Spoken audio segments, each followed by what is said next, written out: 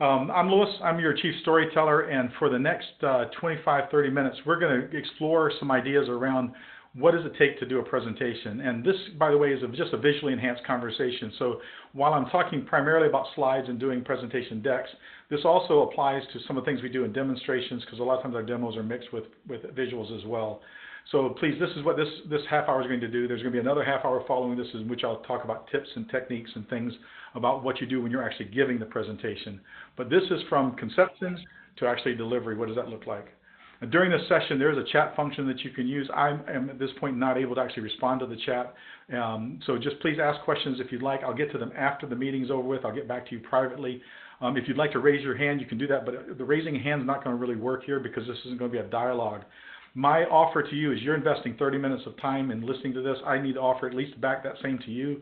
So if after this call, if you have questions, if you have something you need assistance with, just find me on an email, instant messaging, or book some time with me on the calendar. I'd be glad to help you with things. So let's get going.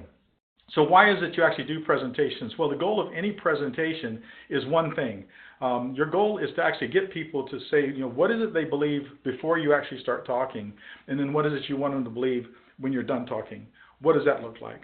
And the challenge is to move them across that gap. It's a gap in which you're saying they believe one thing, they think one thing, and now I want to actually bring them over here to this other point. So what is that?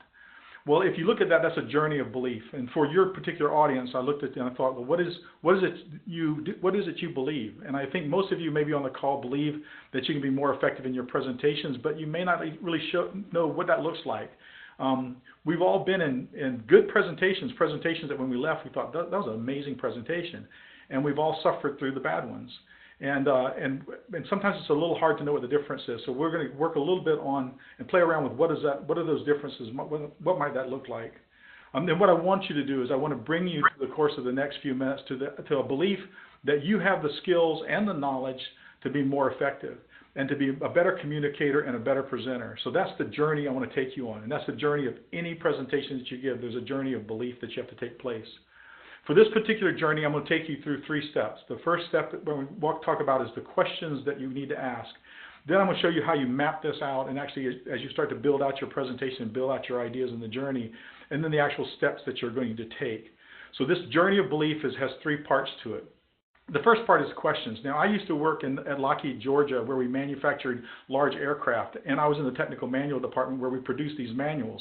And one of the manuals was a pilot checklist, and it seemed very simple around the things they had to do every flight. And whether you fly commercial or whatever, every flight, these pilots go through this checklist. And this checklist is one that most pilots can probably recite in their sleep, but they still have to go through it every flight they have, and you're thankful that they do. And they mark off each piece. Have I done this? Have I done this? Have I done this? To make sure that you have a safe flight. These are questions. I'm about to kind of share with you some questions that I go through anytime I'm asked to present or to have a visually enhanced conversation with someone, be it a demo or whatever. Here's the questions that I'd like for you to consider. The first question is, what is the topic? And these questions may seem obvious, but like the pilot's checklist, you need to know this. What is it we're talking about? Is it a particular product? Is it a particular solution? Is it an opportunity? Is it broad? What is the topic that we have at hand? You need to know who's in the audience. And I know that's an overused term saying know your audience. But it's really particular for you to know, especially in our environment, whether it's a highly technical audience, whether it's a line of business audience, whether it's a mix. If you can get the titles of people, sometimes it gives you a little bit of an idea, but you need to know who the makeup of the audience is. The reason that's so important is for these next 2 questions. Prime questions you have to get answered. The first one is, what is it do they believe now? Before you actually come in and present, before you actually speak, what is their concept around the topic and around what you're bringing to them? Do they understand it a little? Do they understand it at all? Do they have a contrary view? What is it they believe now? And then you need to understand, what should they believe when I'm done? Often I'm asked by client execs and others to come in and present to a customer, and these are the questions I ask because I want to know, where do you want me to leave them? I'm going to leave them at some point. Do you want me to leave them interested? Do you want me to leave them knowing that we're credible? What is it you want them to believe when I'm done? And if you know that, and you know that's your target, then that helps you in building out what it is you're going to have in this conversation that you're going to have. The time that you have is really important, because whether you have 20 minutes or whether you have an hour, it can make a difference, especially when you look at that gap, that belief gap you have to get them across. Because if the gap is large, as I said earlier, you're going to want to make steps to get across it. But if the gap is too large, you may not be able to do it in the time frame. In fact, often people will say, I'm going to give you an hour, and I'll often challenge them, why can't I do this in 20 minutes? Because what I want to do is I want to move them across a gap, and I want to take the right amount of time. How much time do you have? And then what's the room like? There was a question leading up to this. Conrad asked about reading the room. Part of that is understanding what is the room like. That's going to require you to know, is this a theater setting? Is it a classroom setting? Is it a boardroom? The worst case of all is I've been in situations where I've had to speak to people while they're having lunch, which is a really demanding opportunity for you. But what's it going to look like in the room? What's the audio-visual capabilities? What am I going to have at my disposal? If the AV fails, do I have a whiteboard? What is it that I have that I can use so that I build my presentation in preparation for that? If there's no AV and it's a large room, then the question is, how do I do a video, or how do I do the audio? So what's the room like? These are questions that you need to ask before each and every presentation, even before you actually build the presentation, because what you build is going to depend on these topics. So once you get the questions kind of figured out, you need to then consider, okay, so how do I map? What's my map? What's my direction? How am I going to get them across this journey of belief? Now this, if you take away nothing else, this is a key point to preparation. You want to go analog first and then digital.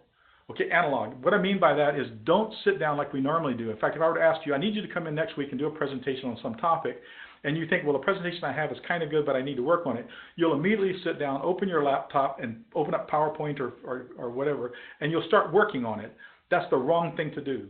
You need to start analog, and the way I want you to start analog is using Post-it notes. There's a gentleman by the name of Gar Reynolds who wrote a book called Presentation Zen. I read it some years ago, and it absolutely changed my life as far as how I go about presenting. And the way this starts off is you start putting sticky notes on the board. Now, this story of a presentation that I'm giving you right now was developed in this method, and these are the notes actually on my wall at home that I was using as I prepared for this. You just start off by saying, you know, here's the topic, here's what we're doing, here's what I think they believe, here's what I want them to believe, and then you start just putting up notes saying, this is the step I want to take, here's how I'm going to lead them into it. And the reason Post-it notes are so good is because they're very easy to move around, it's very visual for you to look at, and it also gives you a sense of space and how much time am I spending on things. The other rule I like to take is if it's too much to write on a single Post-it note, it's too much to put on a slide. Often our slides are overcome. You'll see that in the next session about tips and techniques. But the idea is just put in one idea, put it on a Post-it note, and then organize. And if you can see on the right-hand side up here on the top, you know, I even have it down to what are my 3 steps and how am I going to close this out and what's the challenge going to be. You build your entire presentation using Post-it notes. And you may say, well, Lewis, you know, I'm a mobile person. I travel around a lot, and I'm with you. I do that. The way I actually work that in the system is there's actually an app for iPhones and iPads, and I'm not sure if it's for Android, and somebody will have to correct me if I'm wrong, but I don't think there is one for Android. But it's by Post-it Plus. It's a free app. Pay a couple of bucks, you get to use color and so forth. But the idea is you take a picture of the wall, and it actually translates all those little Post-it notes. It describes and it identifies them and puts them in a place where you can move them about. Because often I'll be in a hotel, I'll use a window because it's a great place to put Post-it notes. And if you're on the first floor, it gets a little distracting. But anyway, you put Post-it notes up, and then you take a picture of it when you're done, and then that way you can take it with you as you travel and move about. So Post-it Plus is just a plug. And when you're planning out your map, okay, how do I get them across this journey? I like to use 3, and I think that's kind of an industry standard to use 3. It seems that 2 is not enough. Taking 2 steps is usually not enough. Taking one giant leap is usually not going to happen. And it seems like when you get into 4 steps, that's too many. So if you notice, what I'm taking you through is we talked about the questions, we're talking about the maps, and then I'll get to the steps. Those are the 3 areas I'm taking you across. So find what 3 things will help you get them to the journey, and those 3 things have to connect to one another. In the case of a map, just to give you an example, if I were to approach a supply chain customer and I was building a presentation for them, I want to take them on a journey. So the 3 steps I may take them on is the first thing they may assume is that there's too much data. We hear a lot about data. Well, what I want to challenge them, the step I want to take them into is the fact that data is gold. You can't have too much of it. In fact, the reason that we're IBM and the reason we do things so well is we can take advantage of all that data and give you the data and the specific data that you need. So the idea of too much data, I want you now to start believing that data is actually good and data is gold for you. And you should not avoid and be scared about having too much data. Some people in supply chain say, I need to see everything. There's a lot of complexity. There's a lot of stuff going on. I need to see everything that's going on. Well, the answer is you don't need to see everything. People say, I need to see all my blind spots. You don't need to see all your blind spots. In fact, it'd be overwhelming if I showed you all your blind spots. But I'd want you to see the right blind spots. You need to see the things like when you're in a car and you're driving and there's someone off to your left, to your right, and they're in your blind spot. Well, it's not important that they're there until you start to change lanes or until you start to move over. Then it's important. The fact that a crash has occurred ahead of you on your navigation system, it's important to you to see, even though you can't see it. But they don't tell you about a crash that's somewhere else that's not in your path. You want to see the right blind spots. And then a third point I might make in this example is that they may have a belief that they need to react quickly. If I can just react quickly enough. And actually, we don't think that's enough. What I want you to understand and believe is that continuous learning is needed. You need to learn from things that you've done. You need to maybe not repeat mistakes. If you can predict where you're going to have issues, or if you can easily find when something happens, you can see we've handled this before and learn from that, and your system can learn from that. Maybe that's what I want you to believe. So you see how I've used 3 steps, and I would take that through a much more expanded view. But in a supply chain example, those might be the 3 steps. Know your 3 steps. What are you trying to get them to believe? By using sticky notes too, and by using analog, and realize now, I've not yet gone to a presentation. I'm still in sticky note mode. You can actually find balance. In fact, this is a big presentation that I gave some time ago. And using sticky notes, I actually use colors, and there's colors in the Post-it note program as well. And so I have certain things that I use as kind of a title and kind of a setting up. There's audience questions I want to put in. There's places where I want them to feel or experience something or relive an emotion. The steps I give, the stories I give, the examples or the client examples or references, and then there's challenges I want to give. I can lay that all out, and if I sit in front of this and I look at this, I can see how it's balanced. I can see if I've gone off track somewhere. I can see if I put too much in one area. Often we will take a first step and we'll spend 20 minutes on a first step, and then we'll think, well, gee, we don't have enough time for the second and third, so we'll rush through them. You should prepare and balance your session out in such a way that you're actually helping people. Another key in balance is you can't always just give them fact. Their brain will explode. You need to let them rest. You need to let them imagine. You need to let them tone down and then bring them back up again. So there's this flow that needs to take place in your presentations, and you'll see that if you actually map things out this way. You can ask audience questions, things that help with provocative statements. Now, saying something like that, there's no such thing as too much data, or you don't need to see all your blind spots. That will cause them to perk up. It's like, what do you mean? Telling stories and saying things like, what does that look like, or asking them questions. So if this were to happen, what would that look like in your particular company? That causes them to imagine and causes their brains to work differently. And if you weave that into your presentation, you'll find that they'll be much more engaged throughout. Once you have a map set up, you need to now take them through, you need to go through some steps. And some steps that I would encourage you to do is now you just talk through it. In fact, from sticky notes on the wall or sticky notes on my app, I want to be able to talk through that entire thing. I want to be able to give that presentation just using sticky notes. And the reason you want to do that is because when you hear yourself telling the story, when you hear yourself giving it, you will catch yourself maybe going too long on a particular topic, or you will remind yourself, gee, there's something else I need to talk about. And at that point, you can introduce a new sticky note. What I like to do is I like to take small sticky notes and just sit them off to the side. Here's something I'd like to introduce, but I'm not sure whether it fits or not. And so you organize your thoughts in such a way that you can actually talk through the entire thing. Now, at this point where you're able to talk through it, when you're able to know your presentation, you know the flow, you know how it's going to work, then you go digital. It's not until that point that you open your laptop and start putting slides together. And the way I like to do this, I like to just take the last sticky note and put the next last one on top of that and build a stack. And then I sit down with PowerPoint or whatever, and I just start putting in slides. And often my first cut of the deck is I'll just open a slide, put a piece of text in the middle, type what's on my sticky note, next slide, text, sticky note. And that by itself could be your deck. If you do it right and you do it visually well, that could be your deck. But often we want to add some visuals. We want to add something to that. And the thing about visuals is make sure that you're using visuals to support your narrative, not to replace it. I can't tell you how many times I've worked with people building presentations, and they'll bring in, oh, this is my favorite quote or my favorite cat picture or whatever it is. I want to build this into my presentation. It's like, that's great, it's your favorite, but if it doesn't support the story, if it doesn't help me get them from one belief to the other, then it's not necessary. And the other thing, too, is make sure that your visuals are actually supportive of your narrative so that people aren't looking at the screen going, why does he have a picture there of that when he's telling me about something else? Because their brains are actually trying to work this out. And while their brains are struggling, they may not be listening to you. So this is much like an illustrated storybook. It's much like an illustrated tale you might tell your kids. You want the images on the screen to match the voice and the narrative of what you're giving. If it's too distracting, too much motion, too much whatever, you can actually be distracted. Use all these things for your benefits. Visuals are extremely important, but you also have to understand it's not about the visual, okay? It's about the narrative that you're giving. Time yourself. And this is another thing that is really good to do, especially at the sticky note phase, because if you can talk through it and time yourself and see, I can do this in 20 minutes or I can do this in 25 minutes. I've actually done this particular presentation that we've done here. I've actually practiced it maybe 20 times. So that's 10 hours of time I've actually done this presentation. I'll also tell you I've done it in the car. I've done it in places because I want to know how much time it's going to take, and I do time myself. I can get this down to 20 minutes, and I can go 28 minutes. We'll see where this ends up today. But knowing how much time you have keeps you from rushing. And then prune generously. Look at what you've got and say, what could I possibly get rid of that would then help, that would not detract me from getting to the journey? So are there things? I can actually tell you that this particular deck was longer when it started. I pulled out many slides, things that I thought, well, this is good for them to know, but then I realized, but it's not necessary for them to know. Just because you can say something doesn't mean you have to. And so it wasn't helpful necessarily in getting you to the journey. So prune these things out. That gives you extra time. That gives them, also it keeps them from diverting their attention to things that may not be necessary and keeps them on track with the journey that you're taking them through, that journey of belief. And practice, and practice, and practice. And practice until you can actually give it without even looking at your slides.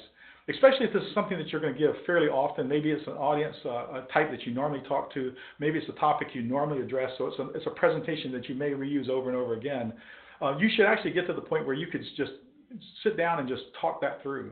In fact, while you're driving, hopefully you're not looking at your phone and flipping through slides or whatever, but often when I'm driving, I will go through and understand what's the next slide, what am I talking about, what am I doing, and actually practice that till you actually can give it in the shower. If you do that, it's going to be a much more comfortable presentation for you to give. People are going to enjoy it much more, and you're going to be much more comfortable in getting them through that journey of belief that you have. So the steps that you take. So we have questions that we ask. These are questions that are extremely important to us. We map this out, and we map this out, first of all, analog, and then we go digital. And then there's the steps we take when we're actually going through this whole process.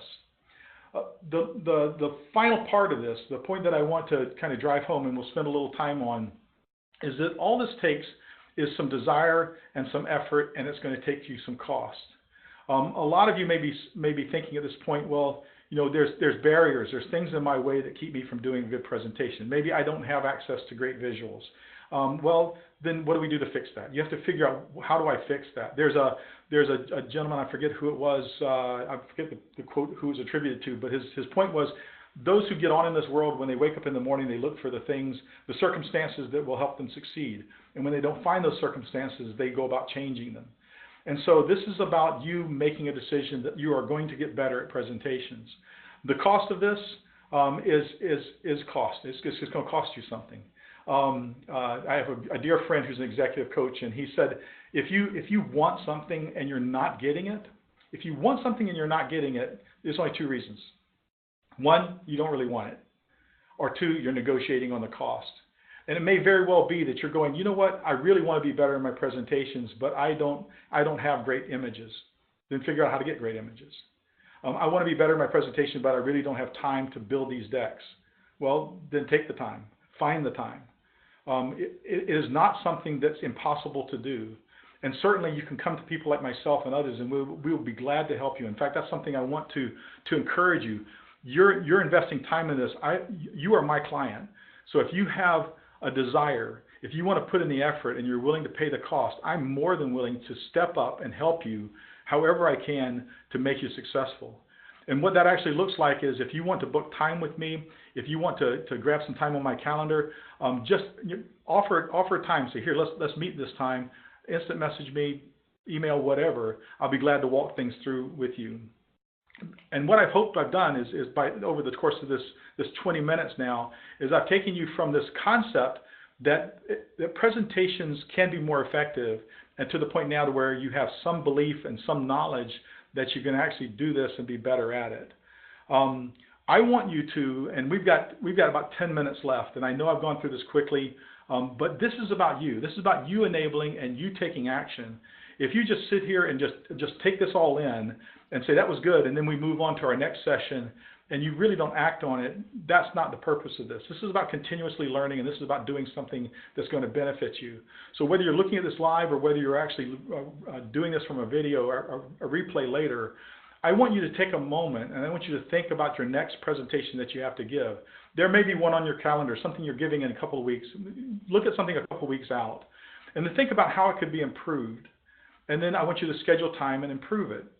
And I want you to schedule time so much that in just a minute, we're going to shut this call off, and it may be before the actual end of the half hour, but we're actually going to end this and give you the opportunity to take those few moments and go to your calendar and find some time and block it out. If you give yourself 60 minutes, that'll get you started, okay?